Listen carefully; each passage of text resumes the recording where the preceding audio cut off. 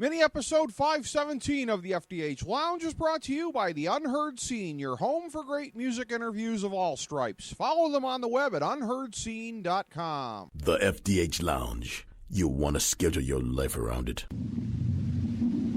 A long time ago, on a gloomy, wet Cleveland spring night, two men stand alone amidst the late-night drizzle.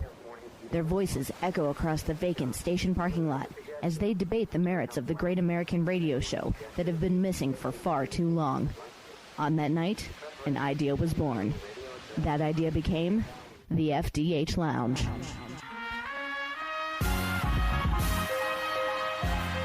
Welcome to the FDH Lounge. Hey everybody, welcome to FDH Lounge, mini episode number 517, here in person, talking hot stove baseball with two of my favorite FDH Lounge dignitaries for talking the seam head stuff. Ken Detwiler, for whom I was once a sidekick on Life's a Pitch with Ken Detwiler, coming back as a webcast, I understand, and be very happy to sidekick again for him. And my good friend, Steve Kallas, fellow FDH Lounge dignitary.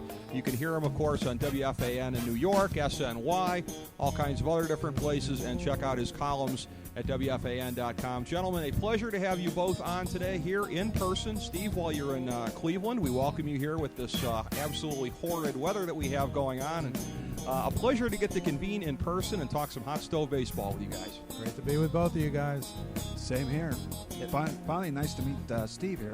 And always a pleasure with you, Rick. Thank you. And you've done some segments with Steve before, and will again subsequently, both on this show. And hey, with Life's a Pitch coming back, more on that, I guess, in the days to come. We'll have some more details for the folks out there who used to love that old show. Me, you, and Don Coster, and a cast of thousands back in the day, but primarily us. And a pleasure to be here with you guys talking hot stove baseball. And again, so much that has gone on in the last couple of months. We have a new commissioner in baseball. We'll be talking about that more towards the tail end. But as far as anything that's gone on this past winter, we've seen some teams sort of move into retrench mode, like the Atlanta Braves under their new general managership that they have there, and the leadership of John Hart now in the front office. We've seen some teams like Houston and the Chicago Cubs continue to step up and try to make a move for next year, particularly the Cubs, and with the signing of Joe Madden as manager, the signing of John Lester there. I'll start with you, Steve. What are some of the bigger eye-grabbers that you've seen in the offseason as far as teams really making a big move for next year and to really kind of step up? Because you can kind of count on one hand as we go into the season teams that aren't in it to any degree. Well, I think at least in the AL East, where I'm from, of course, I looked at what the Red Sox did, signing both Hanley Ramirez and Pablo Sandoval. I mean, to just totally change the left side of the infield, which, frankly wasn't very good. I think they've vaulted themselves back in. Of course, I think they also thought they were going to get John Lester and didn't. I think, conversely, Theo Epstein, I think they might build a statue of him if they can win the World Series in Chicago, because to get Madden away, and you know how that worked. He had an opt-out clause if Friedman left and he went to the Dodgers. So he was gone. I didn't like what they did to Rick Renteria. I thought that was pretty bad. You can tell me it's business, and that's what Epstein said, but, I was disappointed in that. But I certainly think that the Red Sox have reloaded. I'd love to say something positive about the Yankees, but especially since Ken is here in person, and I know his love for the Yankees. Let the Yankee fan say the Yankees are in a lot of trouble this year, so I don't really have much. You know what they did was they gave Brandon McCarthy, a get-out-of-jail-free card, and, of course, Brandon McCarthy left, and he's gone to the Dodgers, and I think that's a good signing for the Dodgers because at the end of the day, it's pitching. And I also think the other big signing I would just talk about, and then I'll give it over to Ken, is Scherzer going to the Nationals. I think he puts the Nationals right, and I know we're going to save this for another time, but Scherzer being on that pitching staff, which was already really good to begin with, any pitching staff that has Gio Gonzalez as the probable number 5, assuming no other moves are made, they're going to be high up on the list. So I think those Red Sox in the AL East have reloaded. Tampa Bay has gone down. The Yankees, I think, hard for me to say, have gone down. But conversely, when you sign a guy in the National League, to go with Pfister, who is also a former Tiger, and Zimmerman, I mean, they have a heck of a rotation. So I thought those were the main ones. There were other ones, but I'll save a few for Ken. Okay. What do you think, Ken? Well, I'm going to take a different point of view, as far as the winter, what has really stood out for me has been the number of trades, the number of people just coming and going. Not trades so much as free agents. That too. Yeah, the combination. I agree. I mean, in recent memory, I can't remember so many teams just throwing money after money after money. And really, the White Sox, for example, being in the Midwest, the Padres, these guys are just, where does this money come from? You know, the Marlins, what was it? Yeah. You know, they're going nuts. Duquette, the nonsense with that stuff. I mean, it's just like all the planets are aligned in craziness or something. I just, you know, you can't cry poor mouth like we hear here locally. Yeah. No names, please. It's going to be unpleasant for you at the next Dolan, at the next family dinner. It's going to be a little unpleasant, Ken. Yeah, I know. Well, I told you what I told you the other time about. Yes, you're my hero, Mr. Dolan. Yes, at a family outing. You know, when he wanted to pay for dinner, keep it and get us a good hitter. Went over like a lead balloon. But at any rate, I wonder why. It just amazes me. I'm watching the MLB, and this guy's coming in, this guy's going out. You know, the Nationals now for 2 or 3 years in a row have the best pitching staff. Are they going to be able to compete and take that final step? The Yankees, I'm like you, Steve. Derek Jeter, although you know how I feel about the Yankees, has always been my favorite player.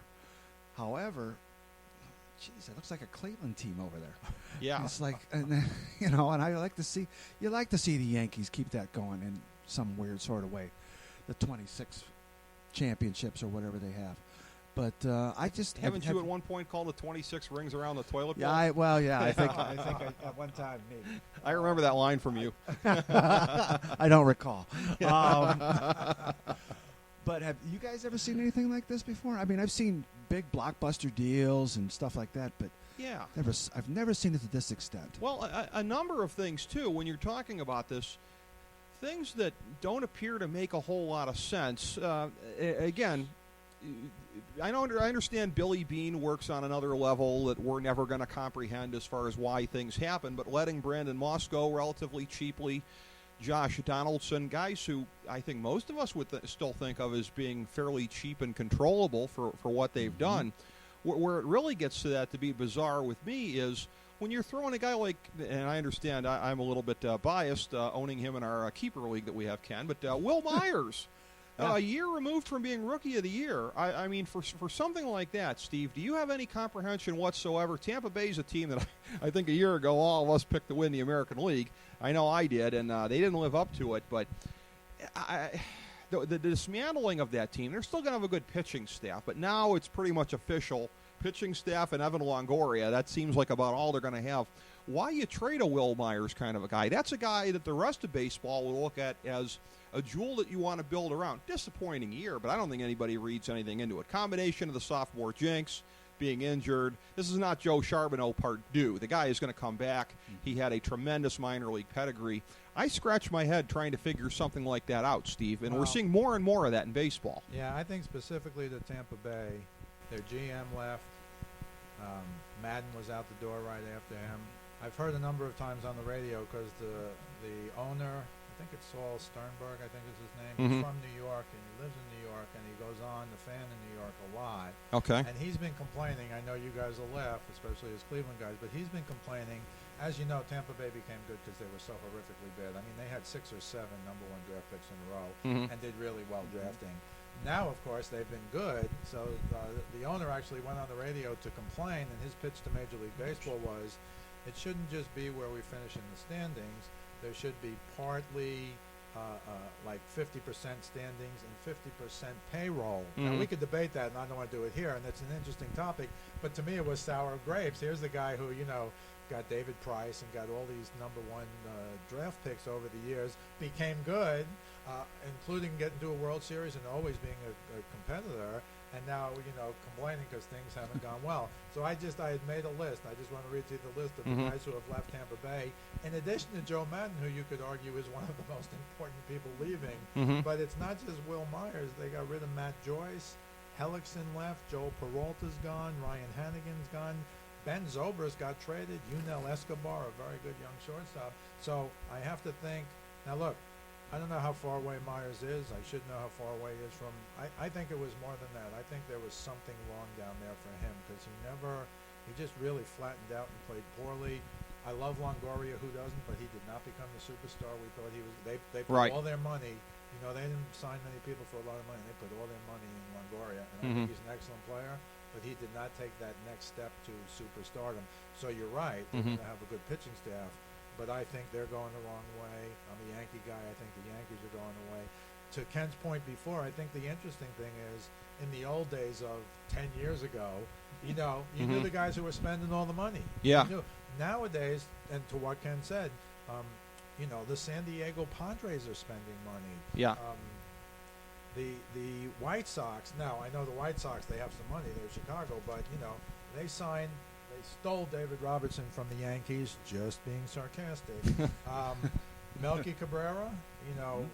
Whatever we think of baseball and PEDs and the 50-game suspensions, Melky Cabrera has made a fortune and played well since then. Nelson Cruz has made a fortune and played well. I thought he should have stayed in Baltimore myself because that's a home run hitter's part. But the White Sox get Robertson, Cabrera, Adam LaRoche. They have Jeff Samardzija, and I saw that Samardzija is willing to talk, not necessarily sign, but willing to talk about a long-term extension with the White Sox. So what's that going to be? Heard that too. $15 million a year, $20 million a year if he has a good year this year.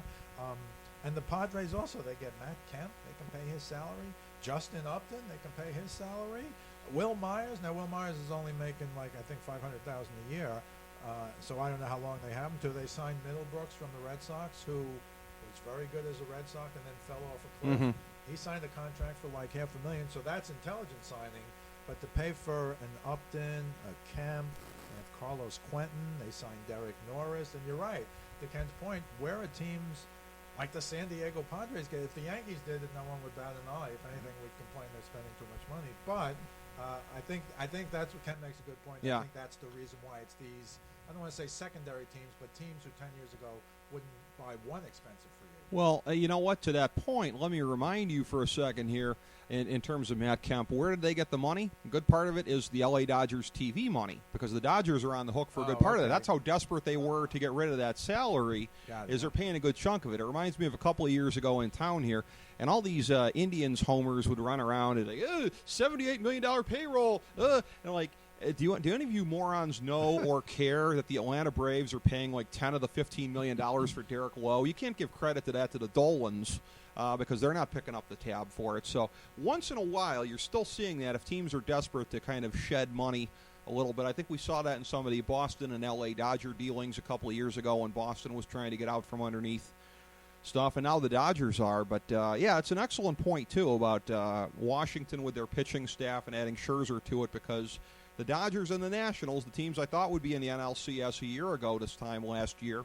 and still think are probably most likely the year upcoming, they keep making moves, those two franchises, to try to get to that point and to try to solidify. And, Ken, it's an interesting thing when you're looking at that we saw two teams in the World Series that, unless you're going by the numerology theory of it's an even-numbered year, I don't think any of us saw San Francisco coming at the beginning of the year.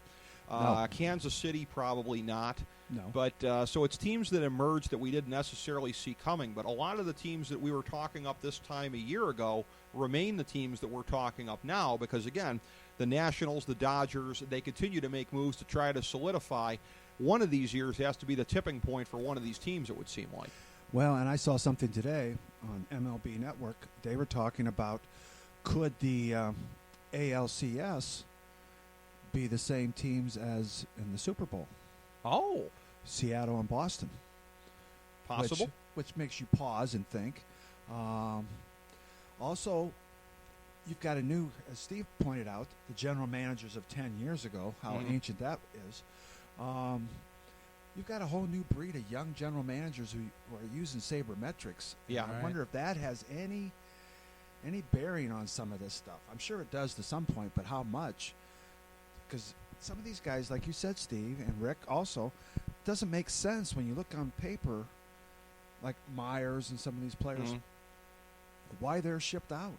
Why are they, Well, it could be in some cases wondering how players kind of fit in with this landscape. And I will say this, that as I've been getting ready for Fantasy Baseball Draftology to come out, that'll be available soon on FantasyDraftHelp.com, our annual fantasy and non-fantasy guide for baseball. Did a study going back to 1968, the year before the expansion into two divisions, looking at the last 47 seasons in baseball, adding up just standard metrics, batting average, home runs per game, a couple others, ERA, WHIP, et cetera, averaging them all out. Last year, by this metric, was the 40th out of 47 of the past years in offense. 40th highest offense, so 7th lowest. So we're coming off a real depression here in terms of offense in the game, even beyond the whole thing about, allegedly getting PEDs out of the game. And, Steve, this is something you and I had talked a little bit off air. The new commissioner of Major League Baseball, Rob Manfred, very sort of off the cuff almost in his initial remarks. Oh, I might be good with possibly outlawing certain kinds of shifts here. And yeah. So he just kind of like threw that around sort of, no pun intended, callously there without really kind of getting into it. But, I know that you guys, as folks, both of you with some extensive managerial backgrounds in baseball, I know both of you guys have some thoughts. I'll be interested in hearing them. Let me start with you, Steve. Well, I think Rob Manfred, I was never a big Bud Selig fan. When you can tell me all the great things he did to make, like Roger Goodell, to make the owners more money, to me, the first line of his obituary is going to be cancel the 1994 World Series and recite it over the PED era. I don't care what comes after that. Having said that, Rob Manfred, to me, is the clone. They had the guy from Boston who they were trying to push, maybe, was it the guy from Friends? Oh, Tom Warner? Tom Warner, yeah. And he had some support early on, but then it became unanimous. So they just rubber stamped whoever Bud Selig wanted. Yeah. And I have just a little experience with Manfred, because you guys will recall in the Alex Rodriguez arbitration hearing, Manfred was the guy who was on the panel. He was one of the three judges, I'm putting that in quotes, because the Players Association provided one, MLB provided one. And then as an attorney, when Manfred literally comes off the bench to testify against A-Rod and then goes back up to the bench to supposedly judge him, judging quotes again, I was like, oh, my goodness, what? This is legal in America? But as we all knew and found out, it was a one-man arbitration with three guys who decided. So the baseball guys voting for baseball, the Players Association guys voting for A-Rod, and the guy in the middle is the one who suspended or reduced his suspension like that was a victory. But whatever. So my concern with Manfred generally is he's a Bud Selig clone. Specifically with this, I don't know how you can actually rule in baseball. What, you can only have X guys on one side of the field, or because here's what's going to happen, and I think we might have spoken about it, Rick. Suppose you say you can only have two infielders on each side of the field. You're going to have the shortstop standing directly behind second base. And maybe it'll be like the third base coach's box. Maybe he'll cheat a foot or two. Or maybe when the pitcher's winding up, he'll move. You don't know. You're going to have two outfielders. You can't tell me the center fielder has to be behind second base. So you're going to have, for a lefty I'm talking about now, which is the major shifts, Big Poppy or somebody, you're going to have the first baseman, the second baseman over, the shortstop behind second, the right fielder towards the line, the center fielder playing in right center. And who knows what they're going to do with the left fielder, because those guys hit the ball the opposite way about once every 50 at-bats, and that's, I guess, Ken, you could say, part of the beauty of sabermetrics, where you can now hit a button and see the 500 at-bats, the 420 times he hit the ball, where they went. And I think that's going to be hard. I think the answer for offenses, and I think this is going to change scouting, although I haven't seen any articles on this, you're going to now look for those guys who can go the other way. You're going to look for the guys with better back control. You're going to look for guys who can bunt, talk about a lost art. And Mark Teixeira every year says, oh, yeah, I've been practicing on my bunt, and I'm going to lace him down this year. And I think he just says it as a bluff because he never, ever bluffs. Now, in his defense, you're 35, 36, 38 years old, Big Poppy, who did bunt once in a while last year. It's hard to teach an old dog new tricks. It's like James Harrison in football, where he said, you guys are telling me to tackle differently after I've played 20 years of football. And you know what? That's a good point. But I think down in colleges and the high schools where Ken coaches, and even lower, I think there's going to be more of an emphasis, which I'm happy to hear about, frankly, on going the other way, on bunting. But I don't see how it could even be legal. I wonder if the Players Association would be upset if they ban shifts. That would be interesting. I would be interested to hear that as well. I want to get Ken's thoughts on that. I have to say also, too, you're really making me wish, by the way, that they had courtroom cameras there with Rob Manfred. I'd love to see the thing with him and the sock puppet. That was excellent testimony. Thank you, Your Honor. It was unbelievable. That's all I'll say.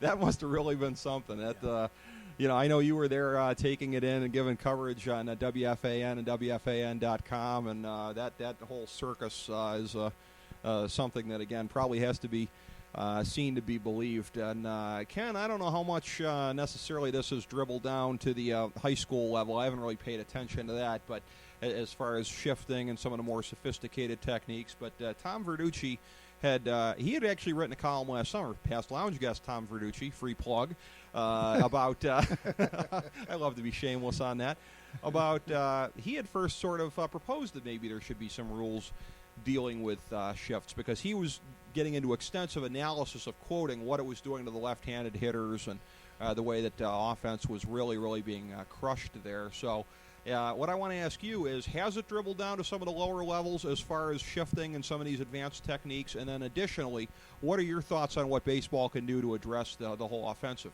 crisis? Well, I agree with Steve on the fact that I think it's going to be a good change. Mm-hmm. I think baseball has always changed with the times. Mm-hmm. You've had the dead ball era. You've had the PEDs. You've had all this other stuff. At the high school level, I know here in the area and at the college level, where I think the best baseball, as we were talking earlier before we went on air, is where the best baseball is played. This is worked on every day from our freshmen on, because I know there are teams when I coach pitching that locally here, middle out on the plate, they're taught just to drive it to the opposite way throughout their programs, and we do the same thing. And that's at 15 and 16-year-old kids on up. And at the college level, I know they do it there too. Yeah. So I don't think it's an issue at the college level, or it's an issue. Shifts aren't. I've never seen a shift used, because kids, well, unless you have a dead pull hitter like you're talking about with Ortiz, and Teixeira and some of this other stuff, or the dead pull hitters rather, and I just don't get it. Let it play out. The game initially never had a pull hitter until, what was it, Ted Williams? And then it kind of went away, and now it's back, and now everybody's whining and complaining like kind of a same look at our society. We whine and complain about stuff instead of fixing the thing. And the other thing is, if I'm, as a pitching coach, another ludicrous idea that should be thrown in the trash with the shifts, is my opinion only, is I bring in Steve to come in and pitch, but he's got to throw with 3 batters. I'm not so sure that has to be. There are other ways of speeding up the game. And so it's like, who makes up this stuff? Yeah. Well, I know baseball's concerned MLB about the pace of the game, and that it is getting to be a thing that is increasingly repelling the younger generations, and OMG, youth are turning out baseball. So you're not as concerned about that? No, I mean, if you're a baseball, as you and I know, when we interviewed some of the Negro League players, yes, Buck O'Neill told us, I said, didn't you feel like you were, treated unfairly, that you were, all the other stuff that went on with that stuff, how they weren't allowed to play? And he said, the true baseball fan, people who love baseball, they don't care what color you are, or what the generations to come are. I'm just throwing that part in. They know a baseball player. Whether you're 5'2", or whether you're Howard from back in the Washington Nationals, or the Washington Senators back in the day. They don't care. They go, this guy's a baseball player. This guy can play ball. I like to see him. Ichiro, as you brought up before we started talking, that was a whole new batting stance when he came into the league. Yeah. Jeez, did we really care about what the younger generations thought about this or that? Or did I enjoyed and still enjoy how he plays the game. So, maybe I'm a dinosaur. My great uncle Al, God rest his soul, Didn't think he should be over here playing because of Pearl Harbor, but great Uncle Al had he had his own reasons, for stuff. And I'll never forget watching a game with him rookie year. I was like, Uncle Al, you think he should be eligible for Rookie of the Year? You remember how there was the debate about that with the Japanese? Like, I don't think he should even be over here playing. Like, okay, all right. I wasn't expecting that. That was coming from a weird place. But no, you're right about that. We can, as baseball fans recognize this, greatness in players, and hopefully the shift won't, obscure that, as we go forward. And that's one of the questions that I have. I mean, I think we all agree that, some of the things that Manfred is talking about and just kind of throwing it around, it's kind of goofy because you have to put a lot of thought into what you're going to do. You have to really give it a lot of emphasis. My thought is, Steve, do you think that there's anything that they can or should do within, the spirit of baseball tradition that is basically going to restore some of this offense here, or are we going to have to wait for it to be cyclical? I think, and Ken speaks well to college and high school, I think scouts are going to look at players differently. If you're a pull hitter, you better be an awesome power pull hitter, because I think that's now going to be viewed to be negative. It was fascinating. I'll give you a story. I wrote a great article, and I don't usually say that, but I wrote a great article on Roberto Clemente that is now published every year on December 31st, the anniversary of his death, on WFAN.com. And I say it's great because it's the most researched thing I've ever done. And the knock on Clemente was that he didn't have power. And, of course, when you understand the history of Forbes Field, I don't want to go into it here, but, your listeners could Google that article. It's really, really good. But while researching that article, Hank Greenberg played his final season in Pittsburgh. And it was also Ralph Kiner's second season, I believe. And Hank Greenberg taught Ralph Kiner how to pull the ball. And they had moved the left field fence in by like 35 or 40 feet for Hank Greenberg. But Greenberg only played 1 year and retired. But Kiner now is a dead pull hitter. Again, this is in the 40s and 50s, so the shift wouldn't come into play except maybe for Ted Williams. Lou Boudreau, as you guys know from Cleveland, was the one who invented the shift on Williams. Mm-hmm. But Kiner became a prolific home run hitter because he could pull the ball to, back then, what became a very short left field fence. And interesting, in the Clemente article, when Kiner was traded in 53 or 54, I think it was, they moved the fences back, and that's why Clemente didn't hit 30 home runs a year. Mm-hmm. No exaggeration. Yeah. But my point is, nowadays, when pull hitting used to be used, especially, Yankee Stadium, even Mm-hmm. today, you look for pull hitters, but Teixeira being a great example in Yankee Stadium, it's going to be viewed, and I think it's starting to be viewed at the major league level as a minor negative, not a major negative. But I think when scouts go out and look now, they have a totally different view of a pull hitter. And my son played in these travel teams that Ken was talking about at a very high level. He played with a kid named Colin Moran, who was the number 6 pick in the draft a few years ago. He's going to be in the major leagues. Yeah. And he is not a dead pull hitter, for example, Colin Moran. But my point is, just as Ken said, you were taught now, you do all this tee work.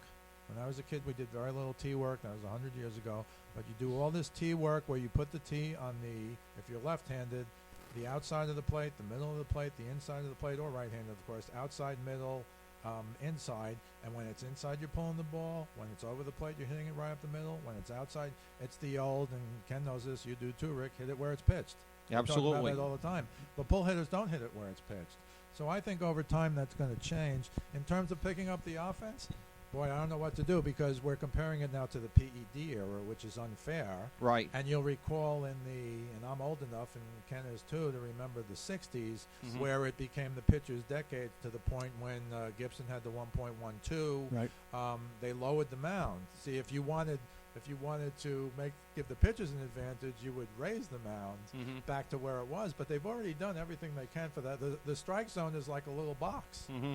I mean, I did see, Ted Williams did tee work. It was very interesting. And there's some film, maybe you can find it on the internet, where Ted Williams is hitting off tees, and the high ball, low ball tees that he hits off, the high ball tees are now 5 inches too high for a strike in today's game. Mm-hmm. So I'm not sure. But if you told me that no shifts would increase offense, to me that just kind of plays with the fabric of the game. So I think, as everything is an adjustment in life, it's now time for the hitters. It's time for Teixeira to bunt 10 times a year. Yeah. All these guys have to do, and Ortiz does it once in a while, is literally just get the ball down, and if you hit it hard enough, you'll get a double. Yep. Yeah. So I think I think they're going to have to adjust. That's the change that has to be made, in my opinion. Yeah, and I think it's a longer term thing than what we're talking about of this winter. Certainly, Ken. Well, and let me interject too a little bit with what you're saying, Steve. Is back in the day, Ted Williams and these guys, some of these guys in the off season were insurance or car salesmen. Mm-hmm. Right, These guys are paid gazillions of dollars, as we Yeah. mentioned earlier in the show. Mm-hmm. And now you got every blessed day to work Mhm. on this stuff Yeah. with trainers and all this other stuff. And, Mm-hmm. Good point. it's like if you're an athlete to this magnitude, make the adjustment, for goodness sakes. Yeah, no, I would agree with that, and that's what it's going to take, and we'll see if baseball tries to overmanage to get rid of this. I think some of the initial static that came Manfred's way after he said that, I think is going to cause them to move at a more deliberate pace, I would think, Ken. And you brought up a good point that caused me to pause, Mhm. Rick, what you said about the younger generations and stuff. Yeah. Baseball is a sport.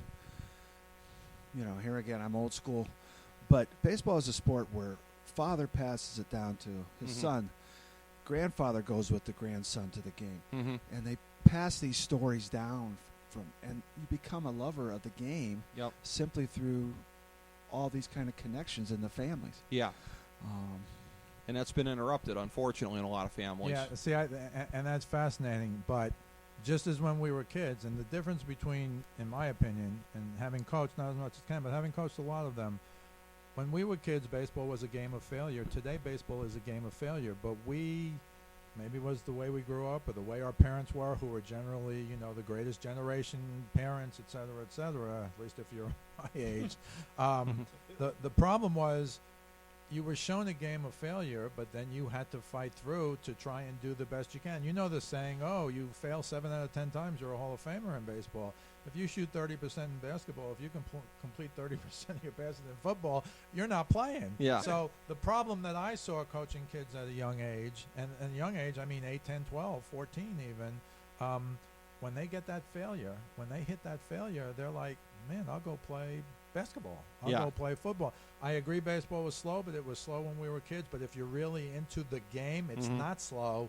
If you're sitting in the stands analyzing it, if you're playing in the game analyzing it, they say outfield is the most boring thing in the world. Well, I pitched, but I played center field mostly, high school, college, semi-pro in the Central Park leagues. And I remember thinking in center field, I didn't as the center fielder didn't have enough time to think between pitches in terms of what am I going to do, what am I going to tell the guy to the left and right of me. I love center field because every Mhm. ball is yours. And so I think the problem is game of failure then, game of failure now, how we dealt with the game of failure. And I'm a parent, so I have to take, it's partly my generation's fault, although God bless my kid, he loves baseball. Right. But game of failure then, game of failure now, we dealt with failure differently Yep. than kids today deal with failure. That's true. Yeah, I mean, hashtag kids these days, but yeah, no, that's true. yeah, and it's a game that doesn't have a clock, Right. and it's the only game where the defense has the ball. Mm-hmm. I mean, there's so many unique things. Yep. And to go back to where we were talking about earlier with the outfield, like you played outfield, Steve, is at the high school level, we move on the count. Mm-hmm. So if it's right-handed batter, for example, and the first pitch is a strike, we're moving 3 steps to right field Mm-hmm. because we're going to throw our pitch now. We're Right. ahead. So there's so many games within the game, as you had mentioned, Steve, that makes it like a huge chess game, Yeah. for lack of a better term. Exactly, and these are the kind of issues I think that Rob Manfred's going to have to look at before he goes making any rash decisions, because how the game kind of works itself out with the whole cycle of making adjustments and counter adjustments and all of that. We're still, I think, early in the cycle of the pendulum swinging the other way. Also, to your point, Steve, about if you shoot 30% in basketball, then your name's Deion Waiters. I can tell you that from bitter experience. Thank God he's gone, Yeah, Ken? I could second that. Yeah. Never liked that show, and I tell you yeah, what. No. But as far as it goes for this winter, any other notes that you guys have? I'll start with you, Steve. I know from talking to you off air, you got some thoughts on the signing of Ichiro with the Marlins, but any other notes from this winter that we haven't talked about, guys? Yeah, I just want to speak briefly on Ichiro. And look, I was so happy that he came to New York. We know he wasn't the 370 Ichiro, but I watched him play virtually every game as a Yankee. I took my kid to watch him play. The preparation, the stretching, the weirdness, whatever, the hitting balls that bounce for base hits. I mean, just amazing. But I thought the Yankees did disrespect, and I told you guys off air, he signed a 1-year, $2 million deal with the Marlins. I had written an article some time ago. I didn't think he was going to go back to the Yankees because there were some rumors during the season and a couple of reports about things that had happened. And I thought Ichiro, as a four-tool player, not power, although he could jerk one out every once in a while, as I wrote, he used to run like the wind. He still runs well. He used to throw like Clemente. He still throws well. An excellent hitter. Look, the guy hit 284 for the Yankees last year, and on a team of 230 and 240, 10, 15, 20 million years, pick any player, you know, Teixeira, pick any of them. The catcher hit 240. I mean, it just drove me wacky. He hit 40 points higher than every starter except Gardner, who hit like 270. Yeah. And Brian McCann I was talking about, who hit like 230 or 240. Mm-hmm. I'm not knocking any of those guys, but don't tell me that you were paying, and this has come from Yankee fans now, you paid Ichiro too much. My point was, the article I wrote was, look, if the Yankees, and I am not a Mets fan, as you would imagine, but I wrote if the Yankees don't re-sign him, and they're not going to, the Mets should take a run at him, because who more would you like? I think the Mets can make a run next year. We'll talk about it another time. But who more would you like in the locker room than a guy who can still play, who can still hit, who's been to the playoffs, both with Seattle early on and with the Yankees later? What better guy could you have than Sandy Alderson, who doesn't want to spend 10 cents? Could have got Ichiro, I'm guessing. No, maybe Ichiro didn't want to come back to New York, although I think he would have in that proud Japanese, let me go over there and hit 300 and show these guys what I could do. Sure. So I know Ichiro is a small signing on the overall scheme of things, but I think he's going to get 3,000 hits. He needs 156. That's 2 years, not one. And I was just shocked that he went to the Marlins for 1 year for $2 million. And oh, by the way, he's going to help them. Well, by the way, also, just showing that it all ties together in the FDH Lounge, as we always like to say, going back to the point about Rob Manfred starting to confront the shift, the Yankees are a prototypical team here, favoring left-hand power with the right field porch that they have here. Right. That's a big reason for the guys getting holes in their swing. McCann and everybody else, those are guys that weren't able to beat the shift. Teixeira on down the line. They're a team, I think, that gets hurt by it probably disproportionately. And, again, I think when you wrote about it a few years ago, Steve, and you were one of the first on the topic, weren't you addressing it when Joe Madden was doing it against the Yankees and when the reaction in New York to what was happening there? Well, what happened was, and again, I give my son credit, he was a Tino Martinez fan, and when he was traded to Tampa Bay and my son was like 9, he said, the Yankees will never win with Jason Giambi, and from now on I'm rooting for Tampa Bay. And God bless him, he did. Yeah. He roots for the Patriots and Tampa Bay, two fantastic organizations. But you're right. What happened was opening day, they had, David Cohn, Michael Kay, whoever. They went into this long, well, things may be changing now. Joe Madden in Tampa, they shift on the Yankees, and that could be the start of something. And I wrote an article, the defensive revolution has been televised for 2 years. Yeah. Where have these guys been? Because now I think it's been a legitimate 3 or 4 years. I mean, this is not new anymore. Right. And, of course, they copied Joe Madden in Tampa Bay. Whatever you think of Madden, I think he's a great manager. But they were the first to do it. The sabermetrics with the shifts, etc. Now everybody does it. They were easily the first. It's just funny how long it took some of these teams, including the Yankees, 3 years to come to the party. Now Tampa Bay shifts on virtually every batter to some degree. Yes. People aren't quite there yet. But, yeah, that changed the way the game was played. And in a game where you think everybody knows everything forever, here's another recent thing that obviously revolutionized the game. The flip side, I just want to mention psychologically, I heard an interview with Big Papi, and he said, the shift cost me 35 hits a year. Well, if the shift cost him 35 hits a year, he'd be hitting, 350, 360, 380. So that's not true. But I think it's in their mind. Teixeira admitted that it was. It's in their mind that these shifts cause them. I don't think they do anything different because they still pull the ball and they line out to the second baseman who's 35 feet into the outfield. Exactly. But I don't think you lose 35 hits, but I absolutely think you lose, 10, 15 hits a year, and that's 20, 30 points on your average. So it's psychological as well, I think. Exactly. And right after you wrote your column there on WFAN, the Wall Street Journal, I remember I wrote a column about that as well. Apparently they read WFAN and follow that for their trend-setting topics. Not the first time, Rick. Not the first time. If the Journal would only stop ripping you off.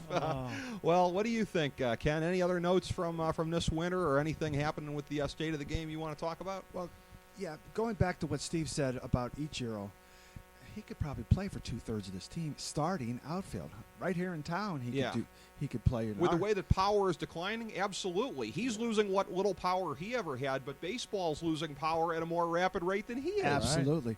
Right. And you know what? With the sabermetrics, they've got their place, and they've done good with some of this stuff.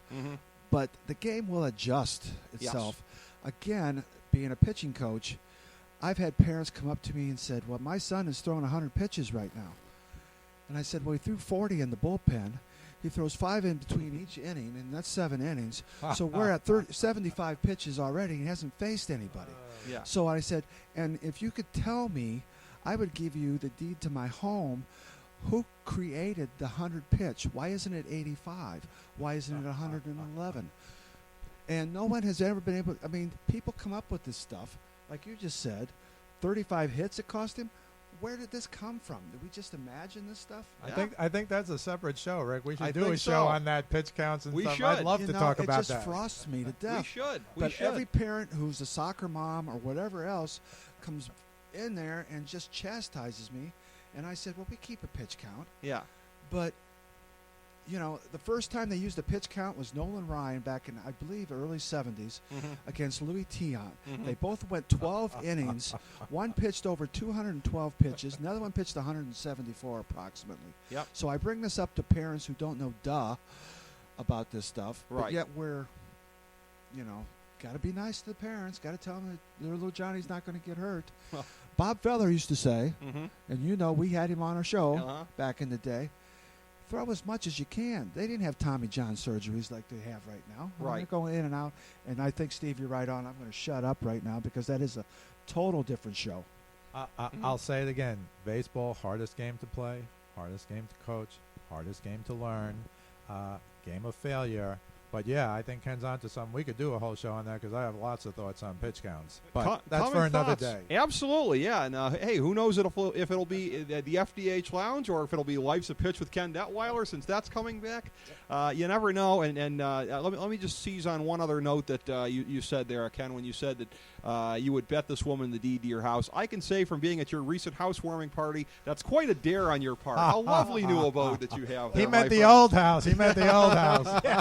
Yeah, you've been at the old house. I've been to 3 of them now since I've known you, and actually they're all very nice. That rec room is pretty boss, by the way. That is nice. Really, really like it. And again, that will perhaps be the scene of some future shows here. Taking it on the road. Yeah, we're sitting here in the Coventry neighborhood of Cleveland Heights, Ohio tonight. So glad to catch good friend Steve Kallas when he's in town here. And again, you can also catch him with his show on thestn.net. You can catch that the Steve Kallas Show, as well as appearances WFAN, SNY, etc. So it's great to be here with Steve. It's great to be here with you, Ken, and looking forward to your show coming back and the 3 of us having some great discussions there as well as here. So, guys, this was just a wonderful discussion, as I knew it would be. I can't thank both of you enough, and I know I speak for the audience in that regard as well. Great baseball talk with the 2 of you, as always. This was a lot of fun. Can't wait to do it again with both of you. Yeah, and that ditto for me. And just like every time the 3 amigos get together, it is just the adrenaline. Now I'm going to be just so pumped all night long with the conversations we've had here today. Absolutely. So, absolutely. Thank you both. Thank you, guys. Really appreciate it. And thank you all for tuning in to this mini episode of the FDH Lounge. As we bring the show to a close, we would like to extend our deepest gratitude to NBC, CBS, ABC, Fox, all Clear Channel affiliates, TNT, TBS, USA, UPN, Deadspin.com, YouTube.com, YTMND.com, MySpace.com, various blogs, Fox News, CNN, CNBC, MSNBC, IamBoard.com, Billboard.com, Google.com, ESPN, ESPN2, ESPN News, ESPN Classic, NBA TV, NFL Network, Sports Time Ohio, Athlon Magazine, Comedy Central, Cartoon Network, The Boomerang Channel, QVC, BET, The Spice Channel, Steno Notebooks, Manwich, Papermate Office Supplies, waitresses, strippers, bartenders, garbage men, janitors, microwave popcorn, the writers of The Office, Scrubs, Entourage, My Name is Earl, Oz, Metalocalypse and the Boondocks, Aquafina, and the Periodic Table of Elements.